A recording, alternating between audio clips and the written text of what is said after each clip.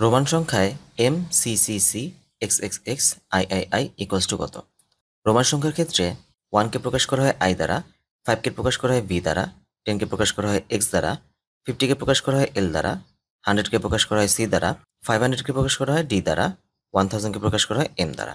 এবং রোমান সংখ্যায় একটি বড় সংখ্যার ডান পাশে ছোট সংখ্যা লেখা হলে সেই সংখ্যাগুলো যোগ হয়ে যায়, এবং বাম পাশে ছোট সংখ্যা লেখা হলে সেই সংখ্যাগুলো বিয়োগ হয়ে যায়।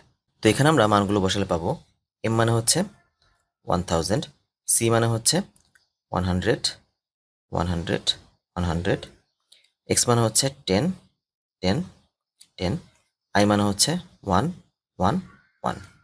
তো এখানে আমরা দেখতে পাচ্ছি সংখ্যাগুলো ক্রমান্বয়ে বড় থেকে ছোটোর দিকে গেছে। দ্যাট মিন্স এই সংখ্যাগুলো সব যোগ হয়ে যাবে।